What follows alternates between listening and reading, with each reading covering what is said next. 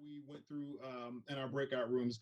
I hope you recognize that this was a different type of session. It wasn't just one of those where one, you had a panel of people talk to you and maybe talk about some things that were applicable to you, or maybe not, or maybe you asked questions and hopefully you got one of the ones who were chosen, or it wasn't one of those free-for-alls where everybody just kind of chimes in and it's kind of wild, wild west. It was something that would really be able for you to be able to focus in with a small group of people from around the country to share some of your ideas. So what we're going to do now is go through each group. We have about 10 minutes, maybe 10 minutes to 15 minutes, sorry, to share out what you've done, and then I'll add up, you'll send me those documents, and then I'll put them all into the shared folders and send them out to you, all right? So why don't we start with Gretchen's group.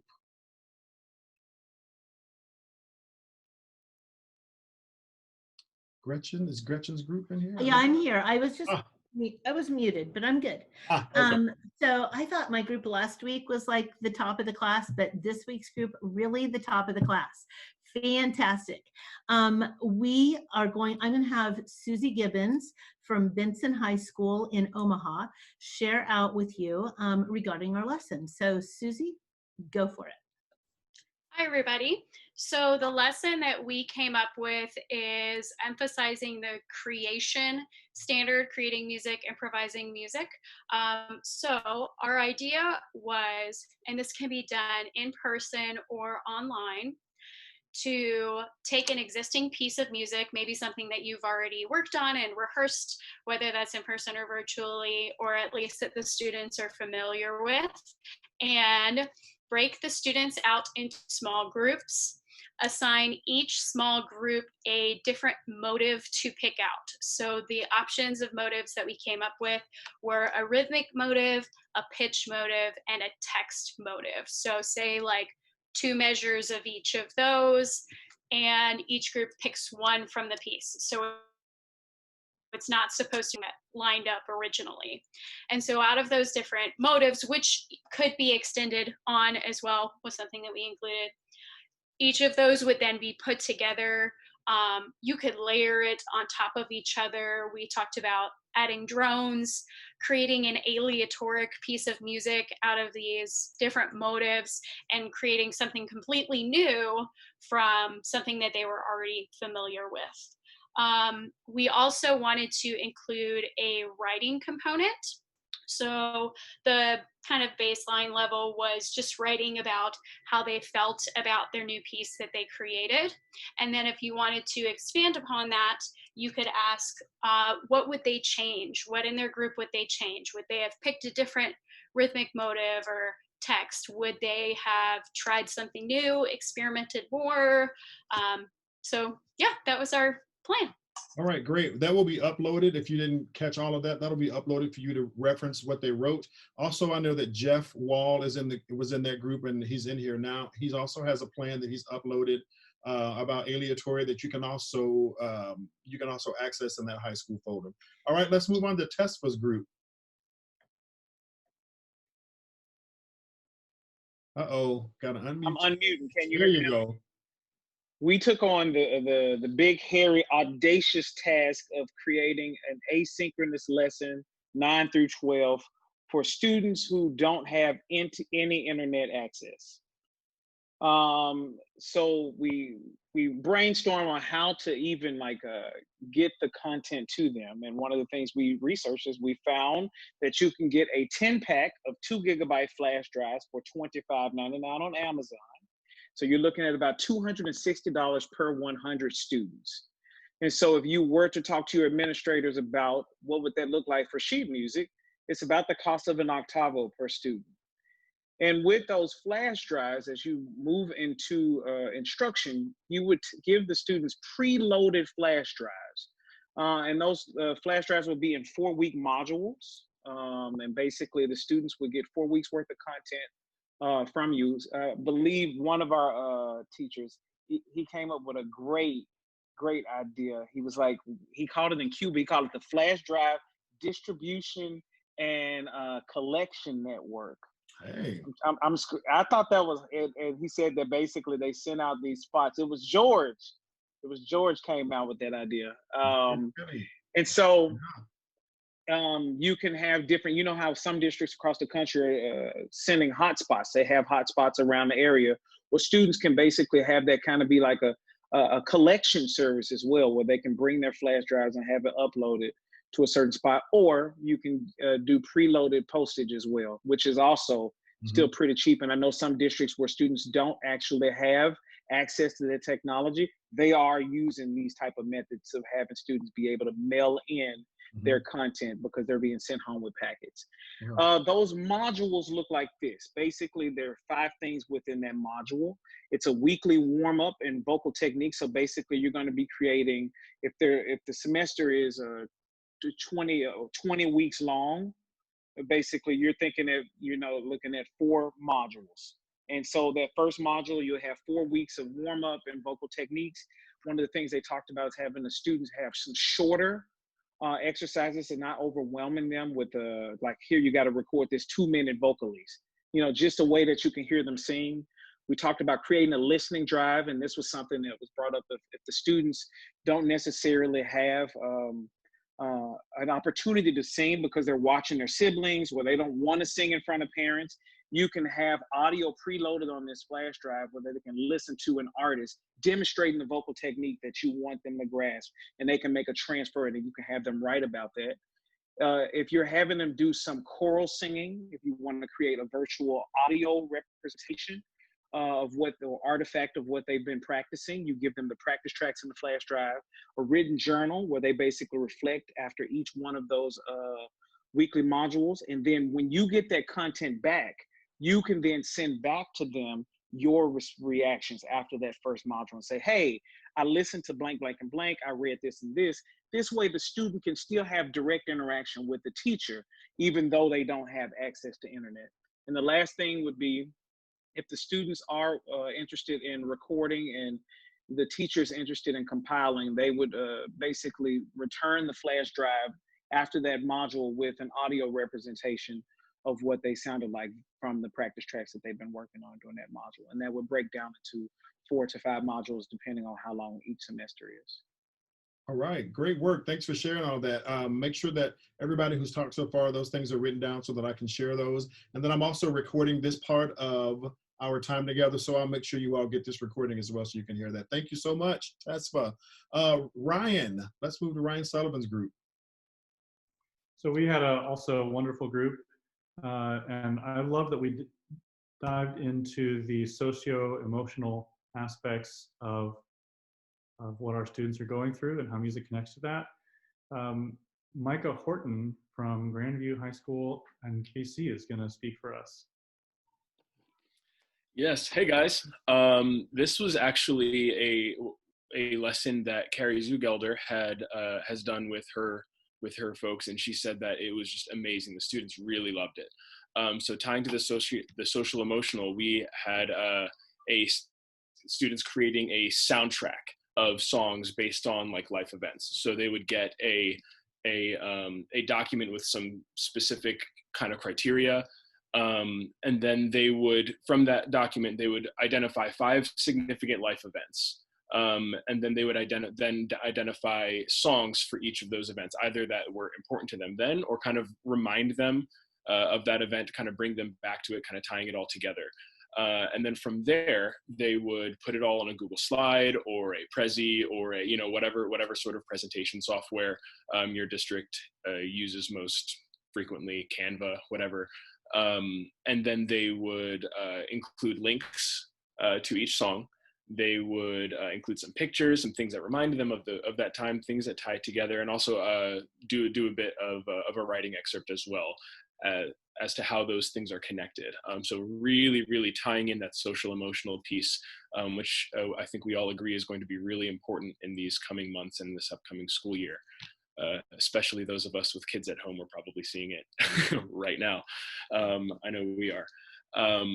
And so one thing that was really cool about this assignment is that it's easily modifiable for students with IEPs, for students who may not have access to internet.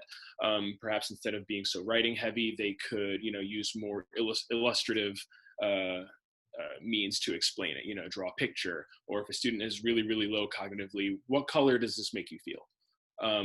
That sort of a thing. but also like if a student doesn't have internet access, you know, they could write it. They could just give you the artist and the band name and kind of handwrite the everything out. I mean, it's very, very modifiable. So yeah, it was Awesome. it was great. We all loved it. Great, that's great. This will be, we have two other kind of soundtrack activities, and they're each different. So I love that we've been able to take this idea and take it and use it in many ways. So thank you, Ryan and Micah, for sharing that, and everybody who was in that group. All right, let's move on to Gary Packwood. Hi, everybody. We had an awesome group, and they did all the work, so it was so nice to hear everybody do the work. I am going to turn this over. As a matter of fact, Brian Boher, I hope I'm saying that right. He's actually has been inputting this as we speak, and Chris Work, who did this great activity. I guess it's performance as well as outreach. I think you're all gonna love this. So Chris, go at it. We can't hear you. There you go, Chris. I got you. Thank you. We're fortunate enough to be a one-to-one school, so my school does have recording ability. So I had my students, I reached out to my local nursing home called the Masonic Home here in Plattsmouth, Nebraska, and we had them fill out a kind of a Google sheet with residents and kind of songs or genres they'd be interested in hearing. And I had my students record a chorus from one of those genres or songs that the residents would be interested in hearing. And so I contacted the residency activities director, who's unfortunately a friend of mine. So we kind of got to collaborate on this, and it made my job a little bit easier. But they sent around an RN to go and talk to the residents, and they all requested a song or a genre, and they gave me that back to me in 2 days. And within 2 weeks, we were able to send out recordings to residents of the local nursing home. So some of my students did struggle. You have to have two electronic devices, one to play kind of a YouTube karaoke track in the background and one to record, but it's not all of the effort of doing a virtual choir, but kids are performing, and residents and people get the opportunity to see your kids perform. And it's such a great outreach between some people who are probably very lonely at this point in time. So it was great for me and my kids. I just saw a question, video or just audio. It depended on the kid. So some kids sent in just video, sent in video, and I was happy to send it. And some of them were scared to send in audio. And then some of the kids sent in qualities of recordings that they weren't comfortable with sending out. So I had another student record something in addition, just someone else, recording it. And a lot of the things just kind of pick genres. So country was very popular here in Nebraska. So I just had, I was able to use multiple recordings for that genre of music and able to get that. So that's just kind of a way to work around it. And then if your kids are struggling with internet connection issues, I had 3 students kind of send me either a Snapchat or a text message, and we were able to get around some of those internet connectivity issues with those, and they just kind of recorded them on their phone. So that's kind of the idea. Awesome. Thanks for sharing that, Chris. Everybody in that group, what a wonderful idea. We are gonna keep it moving so I can be sure. We're actually past 8 o'clock. I know some of you may have to go. I actually, in my mind, thought this would go until 8:15. So we're gonna move on to Katrina Cox. Hey, everybody. I also had a rockstar group. And after sharing all of our ideas, Anne Adair from, I think it's Arkansas, but I don't know. I don't remember. No, it's not. It's from somewhere. She teaches. Did a 2-minute plot synopsis. And so we kind of added to it and made it more applicable to a variety of people. So this could be done totally asynchronous or synchronous, however you want to do it. But the bottom line is that students or the teacher is going to assign groups, and then the student or teacher will select a plot that should be reduced. and the teacher should approve the story line that they're doing. And then the students are in charge of figuring out what the main points are, maybe as a group or individually. And then from there, you can really go from, if they don't have internet access, they could write it out and then maybe put a soundtrack behind it, or if they are in a group, maybe they could do a group recording via Zoom or something. And so we came up with ideas like a screenplay, a script, or creating a soundtrack or a playlist. But the big thing is that the whole entire plot needs to be done in 2 minutes. And it can be done, with all kinds of technology or a lack thereof. So that was what our group thought of. Right, great. And make sure we also get that. Dr. Cox and I are colleagues, and so our students are confused because I'm Dr. Fox and she's Dr. Cox. Go figure.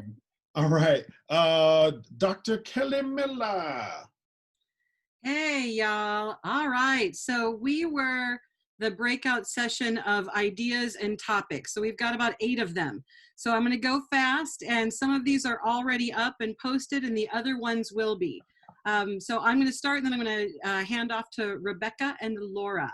But Amy had a great soundtrack of my life. We heard a similar lesson idea earlier, but this soundtrack of my life is a non-technology lesson where you're finding the students are going through the music of their growing up, as well as interviewing family. So what a wonderful non-technology lesson.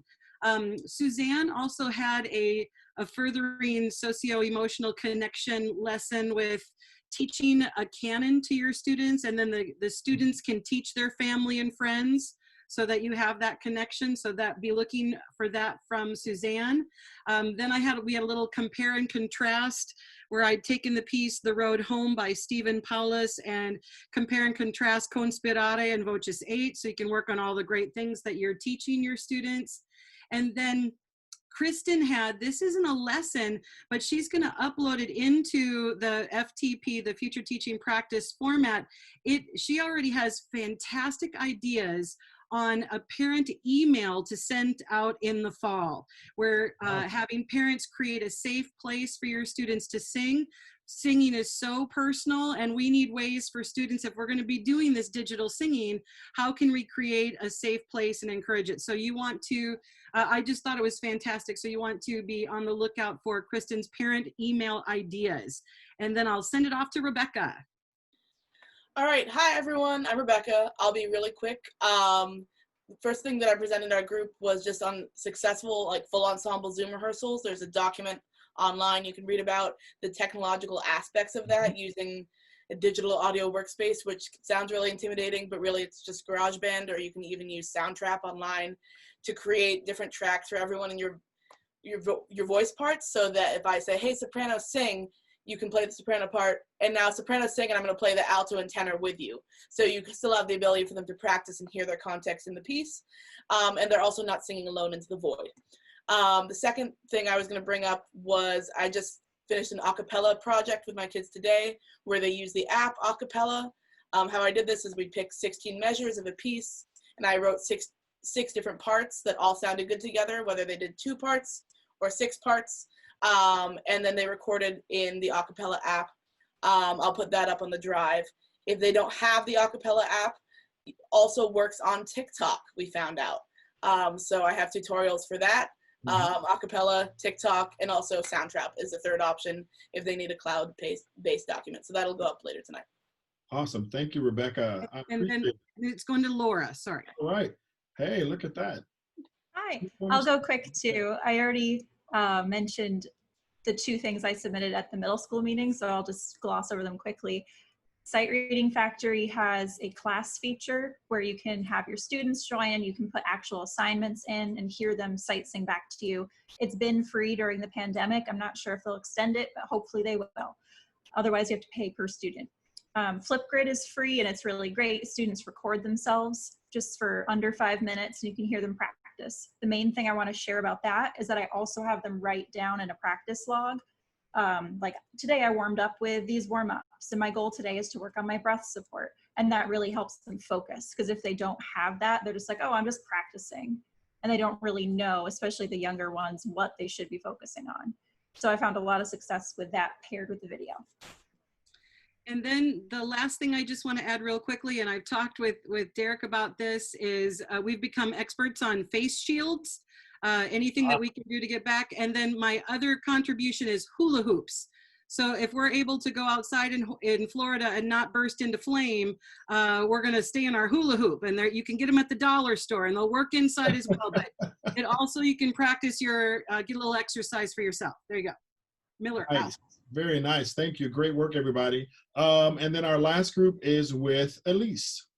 Yes, last but not least, that's for sure. Elise, yeah. Awesome group.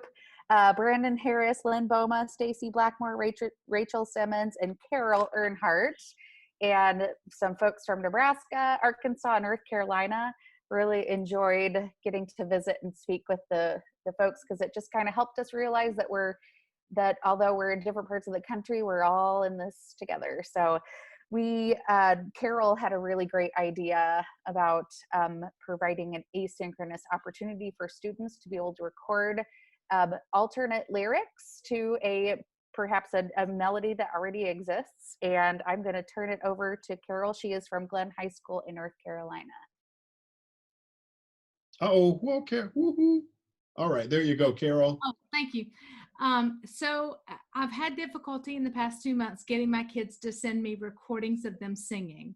So I thought, well, if I did something silly here at the end of the year, it would lift their spirits, and it would also make them feel like, oh, I don't have to sound great. This is some fun activity Mr. Earnhardt's doing. So what I did was a song parody. We work on Power School Learning where I teach, and I gave several videos of some song parodies, and then I made song parody myself.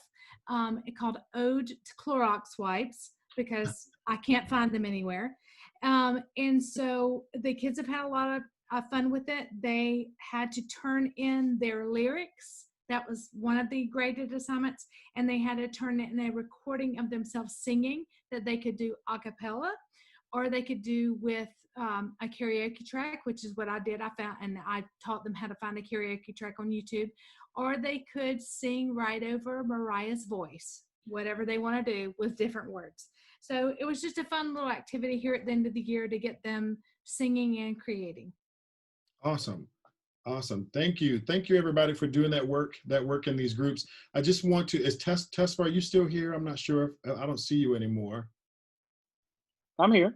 Okay, will you do really quickly? I wanted you to take a minute or two to just talk to those. I know that there are folks who are interested in doing virtual choir, and there's an organization called Cora More, and I wanted Tesfa to take just a minute to tell you about that. Then I'll share two things and let you get out of here about one other idea that you can use, and then a future idea for these sessions moving forward to continue to help everybody out. Go ahead, Tesfa. Hey, everybody. So Core More, you can go to coremore.com. There's a website launch. Basically, there are advocacy documents already there if you're looking for stuff to actually send to your administrators, or send to a provost, or send to even the community. They're front-facing letters and internal letters. We talk about best practice on rehearsing in the digital sphere. What does that look like using different technologies? And you get free training sessions. They're available for free. And then you basically interact with other conductors who are now, one of the things they developed today in the meeting was to create a hotline, a group of people who you can just pick up the phone and you're having some issues. Because one of the things we're talking about is the 20-minute rule. You're trying to basically spend 20 minutes a week giving students an audio artifact of their what they sounded like at the end of the week. So basically they get to hear themselves and say, oh, and this is like worst case scenario. Obviously, we're hoping that we don't need Core or More or any type of service like that, that we are face-to-face in some capacity in the fall. But this is just a way for you can get involved and get free training from some of the people that are just doing it as a labor of love. Mm-hmm. Yeah, thanks, Tesfa. I appreciate that. And then just following up, I wanted to talk to you. I know that for my own college students, we had a tough time getting everybody to be involved, and I made it voluntary, and we had 51 students in the choir, and only about 17 wanted to do the virtual choir. And so for me, that was a test run that maybe in the fall I need to give it a different purpose. And so my purpose in the fall will be maybe I can connect with maybe some of you who are going to do a virtual choir and need practice tracks. And if I let my students know that we're not creating our own virtual choir, but maybe we're going to create practice tracks to send out to schools, maybe as a service learning project, maybe giving it a different purpose will inspire them to be engaged in that, knowing that they won't have to do a video, or it even would have to be this perfect vocal quality, just a model for students to be able to learn notes and rhythms. And then finally, I'm going to make sure that I send to you the full folder of the shared drive, because in there, you're going to find some resources that I put in around social and emotional learning. I also have an additional sheet where I've listed right now 21 different links that you can go to. I have some links to Core More that I was given by Trey Robertson. Also did this similar thing in with California Choral Directors Association, and Genevieve Tapp was on that phone call, and she has created a fall semester plan of everything she's going to do in the fall, or everything she'd like to do in the fall, just if you need some place to start, because all of us are at a different place creatively. So go ahead and take a look at that. And then finally, I would love to continue doing these types of activities. So if you are interested, or if you have felt this has been a benefit to you, please email me. The next level to this is that I'm going to invite a composer to come in, and instead of listening to me talk for the last 15 minutes, I know that Jim Papoulis and I have talked about his 90-minute or his sessions for creating compositions. And I just would like to connect you with people who have skill sets and you may feel like you can't connect with, or you haven't connected with. I would like to connect folks in that way, so that maybe he might even, I'm going to twist his arm a little bit, see if people maybe even lead us to see what that would look like, so that you can see if that would fit with your choir. So we had a conversation yesterday, and I'm going to follow up after this meeting, because I see that we have enough people here who were interested in high school. So I'll send out an email to let you know. I'll get that schedule, and we'll continue brainstorming to help everybody out. Will you all just give me a big virtual round of applause for our facilitators? They're all friends who have twisted their arms. Thank you to everybody for your wonderful work. This has uplifted my spirit in a way that I needed today. I hope you find something today, at least one thing you can take with you to make your path for your students and the work that you do feel like you can do it, and it is attainable. You are not in this alone. You know, have friends around the country to whom you can turn, and that's the point of this project. It's not about me, it's not about you, it's about us, and it's about our students, and how can we keep this choral art intact through this pandemic. All right, thank you everybody. Have a wonderful rest of your night.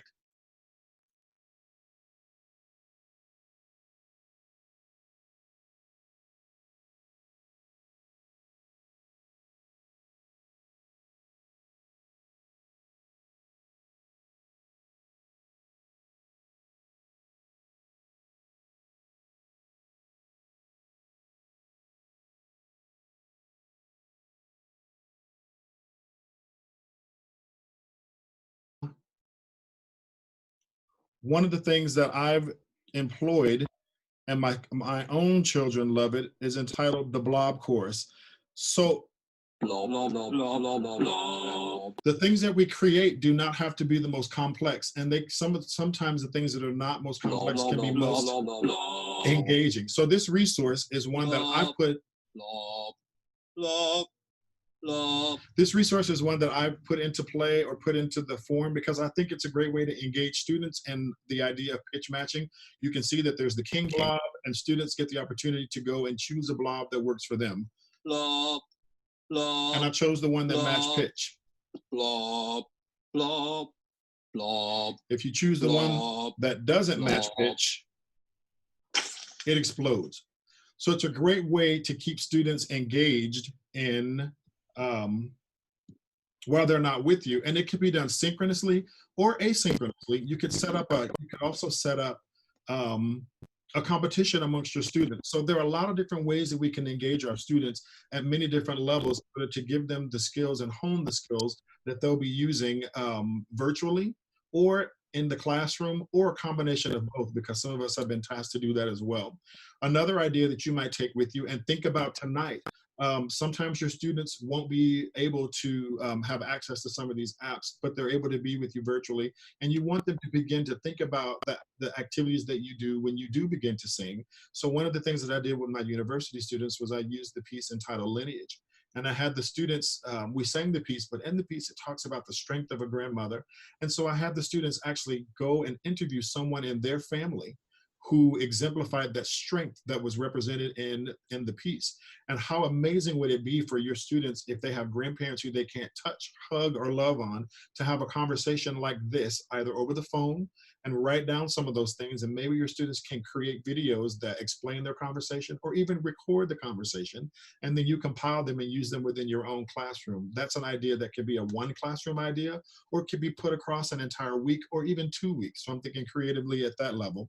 The last app that I'd like to show you is entitled Arpeggio. And this is another one that will allow you to engage students in activities that reinforce the things that you already do in your classroom. Let's see if I can do this one more time. Arpeggio, I don't know, I know it works on the iOS system, but basically when you go in, I can pick basic interval comparison. And I have to pick what I think which interval, did I do that correctly? If I think it tells me if I was correct or incorrect based on what it played. You probably can't see what I'm seeing, so I'm gonna stop that one and go into the rhythmic dictation.